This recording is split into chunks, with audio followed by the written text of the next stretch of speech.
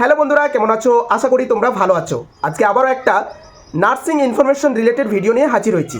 আজকে তোমাদের জানাবো staff nurse grade 2 posting order কবে পাবলিশ করা হবে, সাথে জানাবো এই যে নার্সেস ইউনিটির তরফ থেকে আন্দোলন করা হচ্ছে, বিক্ষোভ প্রদর্শন করা হচ্ছে, এই আন্দোলনের ফলে তোমাদের পোস্টিং অর্ডারের উপর কতটা প্রভাব পড়তে পারে। পোস্টিং অর্ডার কি ডিলাই হবে, মানে দেরিতে কি পাবলিশ করা হবে বা ক্যান্সেল করা হবে, প্যানাল লিস্ট কি বাতিল করা হবে, এবং আরেকটা কথা তোমাদের শেয়ার করব, যাদের প্যানাল লিস্টের নাম আসেনি তারা কি করবে, তারা কি সেকেন্ড প্যানাল লিস্টের আশায় বসে থাকবে। এইসব টপিক নিয়ে আজকে আলোচনা করব। ফুল ভিডিওটা দেখার চেষ্টা করবে। অবশ্যই এই ভিডিওটা তোমাদের ইনফরমেটিভ মনে হবে। চলো ভিডিওটা স্টার্ট করা যাক। ফার্স্ট তোমাদের জানাবো যাদের প্যানাল লিস্টের নাম আসেনি তারা কি করবে। আমার সাজেস্ট অনুযায়ী সেকেন্ড প্যানাল লিস্টের আশায় বসে না থেকে এই যে নতুন রিক্রুটমেন্টগুলো ছাড়ছে, যেমন তোমরা দেখবে এমসের রিক্রুটমেন্ট ছেড়েছে, সিএচওর ডেইলি ডিস্ট্রিক্ট ওয়াইজ রিক্রুটমেন্টগুলো ছাড়ছে, এনইউএইচএম এইসব রিক্রুটমেন্টগুলো ছাড়ছে স্টাফ নার্স, ঠিক আছে, স্টাফ নার্সেসের জন্য। তো নতুন এই যে নতুন বলতে সেকেন্ড প্যানাল লিস্টের আশায় বসে না থেকে এইসব যেগুলো আমি বললাম এইসব রিক্রুটমেন্টের দিকে তোমরা ফোকাস দাও। দেখবে কোনো না কোনো একটা রিক্রুটমেন্টে তোমাদের জব সিলেকশন হয়ে যাবে।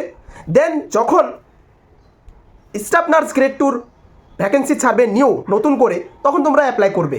বাট এখন বসে না থেকে নতুন যে সিএচওগুলো ডেইলি রিক্রুটমেন্ট ছাড়ছে ডিস্ট্রিক্ট ওয়াইজ, তোমরা দেখবে নোটিশ যদি ফলো করো, ওয়েবসাইট যদি ফলো করো, তাহলে সেখানে তোমরা দেখবে রিক্রুটমেন্টগুলো ডেইলি ছাড়া হচ্ছে ডিস্ট্রিক্ট ওয়াইজ।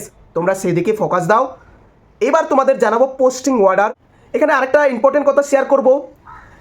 মার্চের 22 তারিখে নতুন ব্যাচ স্টার্ট করা হচ্ছে। তোমরা দেখতে পাচ্ছ স্ক্রিনের মধ্যে মার্চের 22 তারিখে নতুন ব্যাচ ওপেন করা হচ্ছে। তোমরা চাইলে গ্রুপে জয়েন হতে পারো, ঠিক আছে, এখনই তোমরা গ্রুপে জয়েন হতে পারো। গ্রুপে ডেইলি কোশ্চেন প্রোভাইড করা হবে। গ্রুপে সপ্তাহে 3 দিন মক টেস্ট নেওয়া হবে। সমস্ত রকমের নার্সিংয়ের প্রিপারেশন, বিশেষ করে স্টাফ নার্স গ্রেড 2 এবং সিএচও রিলেটেড প্রিপারেশন, এক্সাম প্রিপারেশন দেওয়া হবে সেই গ্রুপে। চাইলে তোমরা জয়েন হতে পারো, ঠিক আছে। হোয়াটসঅ্যাপ নাম্বার দেওয়া আছে 7797836235। অনেকে কমেন্ট করেছিলে পোস্টিং অর্ডারটা কি পিছিয়ে যাবে। এখানে তোমাদের জানাবো তোমাদের পোস্টিং অর্ডারটা 21 থেকে 25 তারিখের মধ্যে পাবলিশ হওয়ার চান্স আছে। এটা আমি অনেক ভিডিওতে বলেছি। তবে এখানে একটা কথা শেয়ার করছি, এই যে আন্দোলন চলছে, নতুন করে যে আন্দোলন সৃষ্টি হয়েছে, কেন আন্দোলন করা হচ্ছে, তাদের দাবি কি, যে দাবি নিয়ে আন্দোলন করছে তাদের অনুযায়ী ঠিক, কারণ কথা দিয়ে কথা রাখেনি, এটা কিন্তু সত্যি। তোমরা দেখবে বলছে একটা কিন্তু কাজ করছে আরেকটা। বলেছিল 7000 ভ্যাকেন্সি ছাড়বো, কিন্তু নেওয়ার সময় কিন্তু 5000 আপ ভ্যাকেন্সি নিচ্ছে। এটা হচ্ছে কথা দিয়ে কথা রাখেনি। আরেকটা যে তাদের দাবি, সেই দাবিটা কি, তারা অনেকেই বলছে যে শর্টলিস্ট যে পাবলিশ করা হয়েছিল সেই শর্টলিস্ট অনুযায়ী সবাইকে নেওয়া হোক। এই যে একটা দাবি, শর্টলিস্ট কতজন আর পাবলিশ করা হয়েছিল, 7000 এরকম একটা পাবলিশ করা হয়েছিল, ঠিক আছে। তো সেই অনুযায়ী এই যে দাবিটা, এই দাবিটা মনে হয় মানতে পারবে না, কারণ শর্টলিস্টটা পাবলিশ করা হয়েছিল ইন্টারভিউর জন্য, যে এইসব ক্যান্ডিডেট ইন্টারভিউতে অ্যাটেন্ড করতে পারবে। ইন্টারভিউর পরে যে রেজাল্টটা, যেটা হচ্ছে প্যানাল লিস্ট, সেই প্যানাল লিস্ট অনুযায়ী কিন্তু তারা জয়নিং প্রসেসটা কমপ্লিট করাবে, বা যাদের প্যানাল লিস্টের নাম এসেছে তাদেরকেই কিন্তু জয়নিং করাবে। এই হচ্ছে একটা নিয়ম। যেমন যদি বলে থাকো যে যেসব কোটাতে ভ্যাকেন্সি খালি আছে সেগুলো নেওয়া হোক, এটা তোমরা বলতে পারো, ঠিক আছে। আমিও বলবো যে যেসব কোটা খালি আছে, অনেক ভ্যাকেন্সি কিন্তু খালি আছে, যতটাই আছে এইটা যদি তোমাদের নেওয়া হয় তাহলে অনেক ক্যান্ডিডেট কিন্তু পাবে, ঠিক আছে। কিন্তু নিয়ম অনুযায়ী সেটা করবে না, এটাই কিন্তু শোনা যাচ্ছে। আন্দোলন যদি বৃহত্তম হয় তাহলে তোমাদের পোস্টিং অর্ডারের উপর কিন্তু প্রভাব পড়তে পারে। এখন আন্দোলনটা ততটা কিন্তু ছড়ায়নি। যদি আন্দোলন এর থেকে বৃহত্তর হয়, আমি বলছি আন্দোলন যদি বড় ধরনের হয়, তাহলে পোস্টিং অর্ডারটা কিন্তু ডিলাই হতে পারে, এটাই একটা বোঝা যাচ্ছে। তবে যেরকম আন্দোলন আমি দেখেছি এরকম আন্দোলন প্রত্যেক বছরে হচ্ছে, ঠিক আছে। 2019, 2020, 2022 যদি আন্দোলন বৃহত্তম হয় তাহলে তোমাদের পোস্টিং অর্ডারের উপর কিন্তু প্রভাব পড়তে পারে, ঠিক আছে। তো চলো ভিডিওটা এখান থেকে শেষ করছি। লাস্ট একটা কথা বলবো, এরকম আন্দোলন কিন্তু প্রত্যেক বছরেই হয়, ঠিক আছে?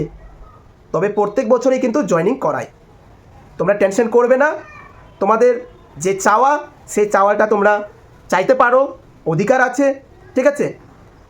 এবং যাদের নাম প্যানেল লিস্টে চলে এসেছে তাদের কোনো টেনশন নেই, ঠিক আছে? হয়তো পোস্টিং অর্ডারটা একটু ডিলাই হতে পারে, বাট আশা করি তোমাদের পোস্টিং অর্ডার পাবলিশড হয়ে যেতে পারে, এটা একটা আশা করা যায়। কারণ আন্দোলন আমরাও দেখেছি, তো টেনশন করবে না, দেখা যাক কী হয়। কয়েকটা দিন ওয়েট করো, নেক্সট যে সপ্তাহটা আসছে সেই সপ্তাহটা ওয়েট করো, ঠিক আছে? তাহলে বোঝা যাবে। এই সপ্তাহের মধ্যে যদি পোস্টিং অর্ডার চলে আসে তাহলে তোমাদের আর কিছু করতে। চলো ভিডিওটা এখান থেকে শেষ করছি। ভিডিওটা ভালো লাগলে অবশ্যই লাইক করবে, ঠিক আছে? এবং কমেন্ট করে জানাবে তোমাদের মতামত। আমি কোনো পক্ষপাতী কথা বলছি না, যেটা তোমরা আবেদন করছো, যেটা নিয়ে তোমরা আন্দোলন করছো, তোমরা চালিয়ে যেতে পারো, ঠিক আছে? তোমাদের সেটা অধিকার আছে, ঠিক আছে? আর যদি নতুন চেঞ্জেস নিয়ে আসতে পারে তো এর থেকে ভালো কোনো হতে পারে না। আমি অনেকবার বলেছিলাম ভিডিওতে, তোমাদের যে রিক্রুটমেন্টটা, তোমাদের যে ভ্যাকেন্সিটা অনেক কি বলবো স্বল্প পরিমাণের, যেটা হওয়ার কথা ছিল 7,000-এর মতো, সেখানে তোমাদের 5,000 আপ তোমাদের জয়েনিং করাচ্ছে।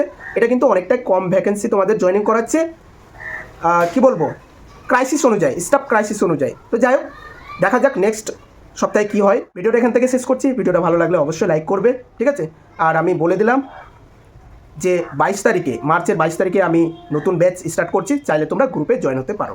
চলো ভিডিওটা এখান থেকে শেষ করছি। ভালো থাকবে, সুস্থ থাকবে, দেখা হচ্ছে পরবর্তী একটি নার্সিং রিলেটেড ভিডিও নিয়ে।